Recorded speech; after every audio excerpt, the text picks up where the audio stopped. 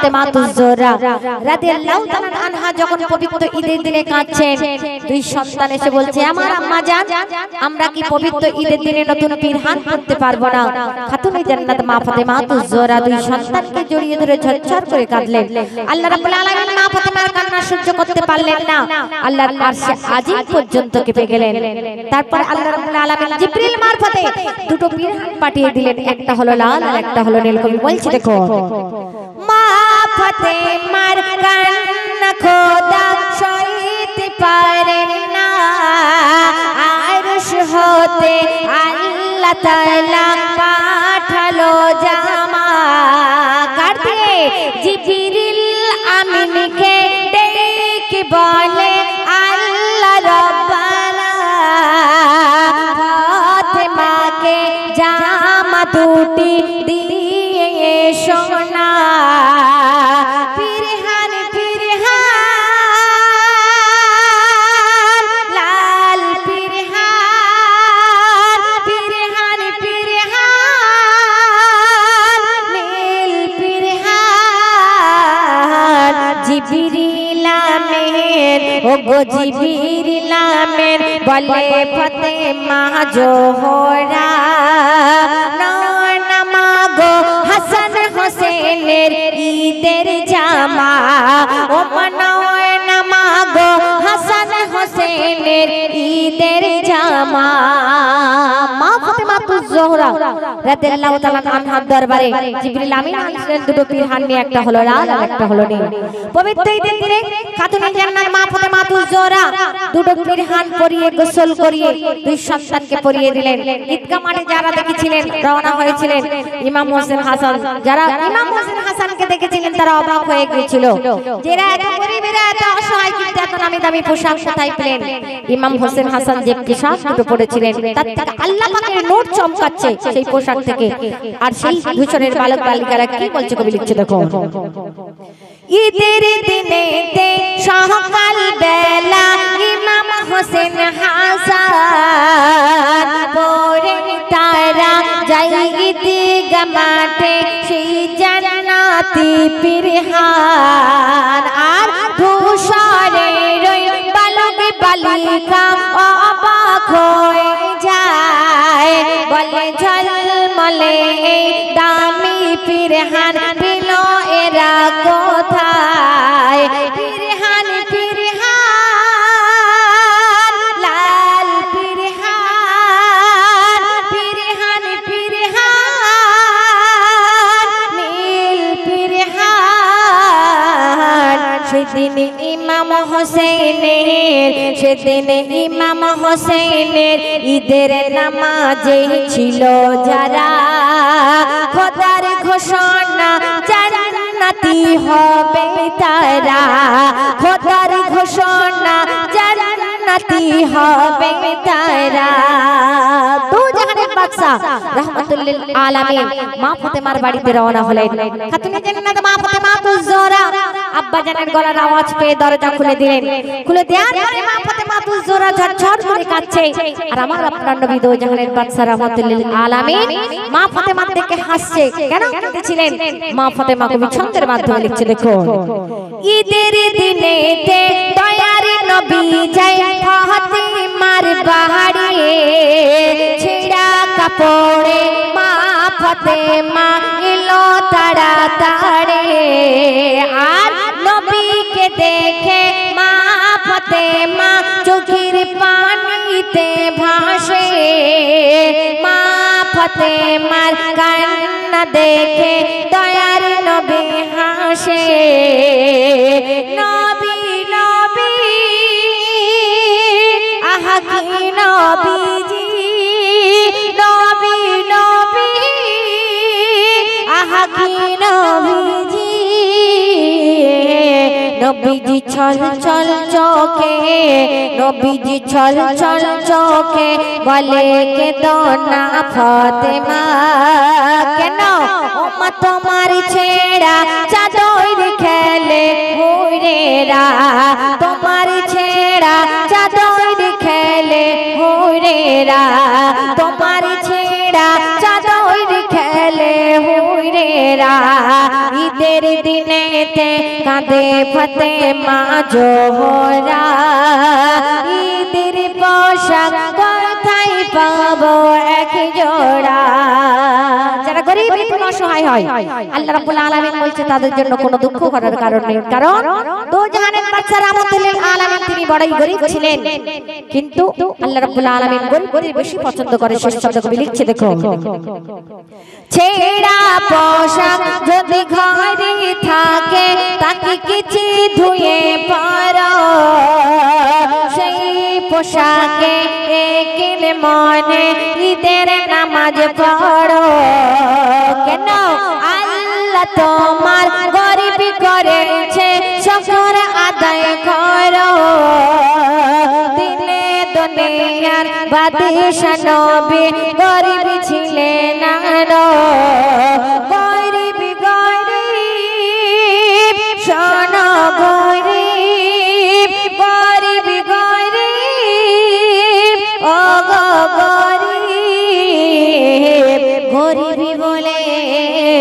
গরিবি বলে দুঃখ তোমরা পেও না ওরে রহমাতুল্লাহ গরিব ছিল খোদারিয়ারা ওরে রহমাতুল্লাহ গরিব ছিল খোদারিয়ারা ঈদের দিনেতে কাঁদে ফাতেমা জোহরা ঈদের পোশাক কোথায় পাবো এক জোড়া ঈদের পোশাক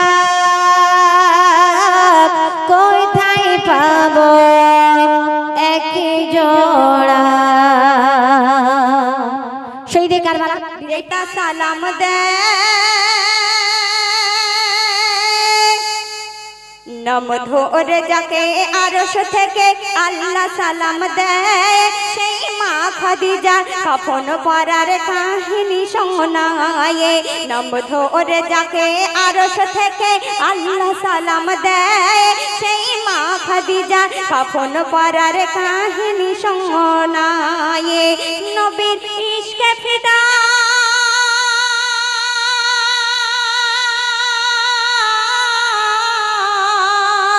নবীর ইশকে ফিদা মা খাদিজা সম্পদ বিলিয়ে দেয় নবীর ইশকে ফিদা মা খাদিজা সম্পদ বিলিয়ে দেয় আর জীবন কাটায় নবীর সেবায় নবীর ভালোবাসায় নাম ধরে যাকে আরশ থেকে আল্লাহ সালাম দেয় সেই মা খাদিজা কাফন পরার কাহিনী শোনায় একদিন মা খাদিজা আল্লাহ রাসূল দোজাহানের বাদশা যখন বাইরে থেকে দিনের দাওয়াত দিয়ে যখন বাড়ি ফিরে আসলেন তখন মা খাদিজা বলছে ইয়া রাসূলুল্লাহ ইয়া হাবিবাল্লাহ যখন আমি এই দুনিয়া থেকে পর্দা নেব তুমি ওই বাজার থেকে কাফনের কাপড় কিনে এনে আমাকে দাফন করো না যখন এই কথাটি বলল তখন বিশ্বনবী দোজাহানের বাদশা অঝর মনে কাঁদছে আর মা খাদিজাকে বলছে যে খাদিজা আজকে আমি গরিব বলে তুমি আমার কাছ থেকে এই কাফন কেনার অধিকারটুকু নিয়ে নিলে তখন মা খাদিজা কেমন করে বিশ্বনবী দোজাহানের বাদশাকে বুঝিয়েছিলেন সেই সম্পর্কে সে লিখতে শুনুন বিদায় বেলায় নবীকে কয় খাদিজা বিবি ও প্রিয় স্বামী তোমার কাছে আমি করিব দুটি দাবি কি দাবি আমি মারা গেলে বাজার থেকে কিনে আনবে না কাফন তোমার গায়ের ছেঁড়া জুব্বা পরে মোর করে দিও দাফন আমার খবর দেওয়া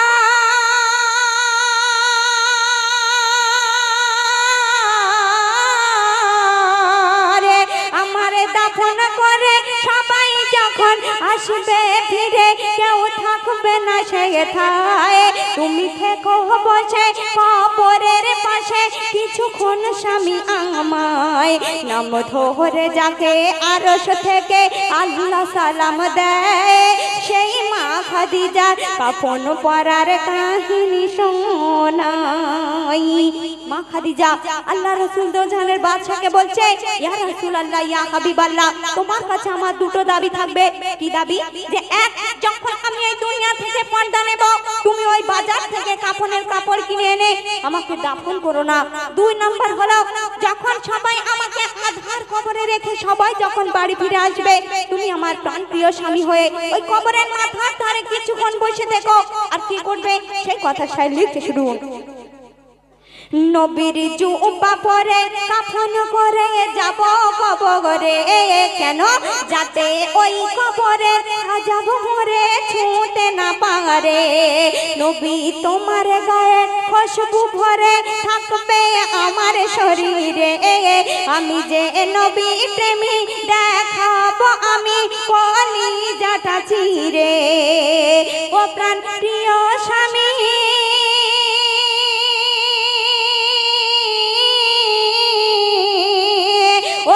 প্রিয় স্বামী বসে থেকো তুমি কবরের মাথায়, কেন ফারিস্তা সওয়ালের জবাব না পারলে দিতে দিয়ে দিও স্বামী আমায়।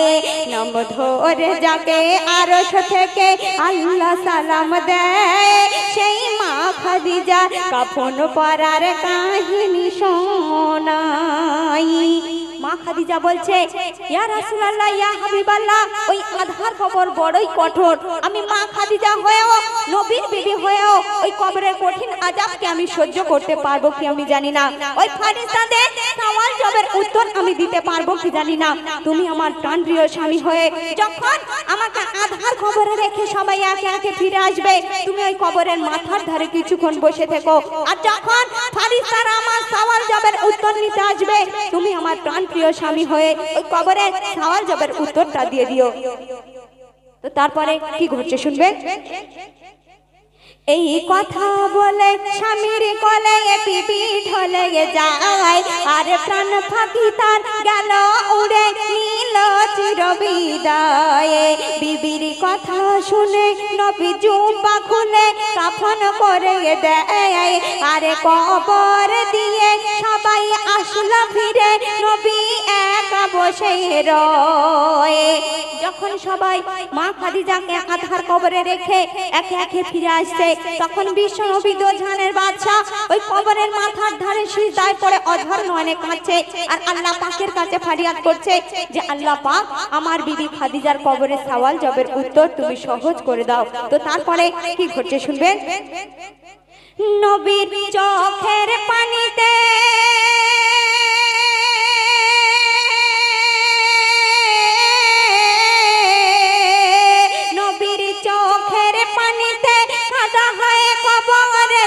ও পানি খুশবু হয়ে যায় মা খাদিজার কবরে আজও সেই খুশবু পাওয়া যায়। নাম ধরে যাকে আরশ থেকে আল্লাহ সালাম দেয় সেই মা খাদিজার কাফন পরার কাহিনী শোনাই। যখন বিশ্বনবী ওই মা খাদিজার কবরের ধারে সিজদায় পড়ে অঝর নয়নে কাঁদছে তার চোখ মুবারক দিয়ে যে পানি টপ টপ টপ টপ করে পড়ে পড়ে মা খাদিজার কবরের মাটিটা কাদা হয়ে গেল। ওই পানিটাকে আল্লাহ পাক খুশবু বানিয়ে দিয়েছে। যারা হজ করতে যায় মা খাদিজার কবর জিয়ারত করতে যায় তারা বলে আল্লাহ পাক ওই আল্লাহ রাসূল দোজাহানের বাদশা চোখের পানিটাকে খুশবু বানিয়ে দিয়েছে, সেই খুশবু আজও পাওয়া যায়। তো শেষ কথায় কবি কি লিখতে শুনবেন। নবী কাঁদে অঝরে সিজদায় পড়ে বিবির কবর ধারে বলে ও আল্লাহু আহাদ ফারিস্তা সওয়ালের জবাব খাদিজার দাও সহজ করে। বিশ্ব নবী হয়েও দোজাহানের বাদশা হয়েও তিনি তার বিবির কবরের সওয়াল জবের উত্তরের জন্য সিজদায় পড়ে অঝর নয়নে কাঁদছে। আর আমরা তার উম্মত হয়ে একদিনও এক মুহূর্তের জন্য আমরা ওই কবরের কথা ভাবি না। আমরা দিনের পথে সারা জীবন চলে বেড়াচ্ছি, বিবি বাচ্চা মুহে পড়ে দিন দুনিয়া করে বেড়াচ্ছি, আমরা একবারও কবরের কথা মনে করি না। বিশ্ব নবী দোজাহানের বাদশা হয়েও তিনি তার বিবির কবরের সওয়াল জবের উত্তরের জন্য সিজদায় পড়ে অঝর নয়নে যখন কাঁদছিলেন তখন আল্লাহ পাক ওই আরশে মুআল্লা থেকে খবর পাঠিয়ে দিলেন জিবরিল আমিনকে দিয়ে, বললেন হে বন্ধু তুমি অমন করে কেঁদো না, তোমার বিবি খাদিজার কবরে সওয়াল জবের উত্তর আমি স্বয়ং আল্লাহ পাক দিয়ে দিলাম। আর যে সব নারীরা এই পৃথিবীর জমিনে ওই মা খাদিজার সমতুল ঈমান আমল হবে তাদের কবরে সওয়াল জবের উত্তর আমি স্বয়ং আল্লাহ পাক দিয়ে দেব। তো শেষ কথা কবি লিখছে শুনুন। তখন আওয়াজে এলো বন্ধু মাথা তোলো আরে কেঁদো না মুহাম্মাদে, খাদিজার কবরের জবাব দিয়ে দিয়েছি আমি স্বয়ং আল্লাহু আহাদে। বলে এমডি সামাদু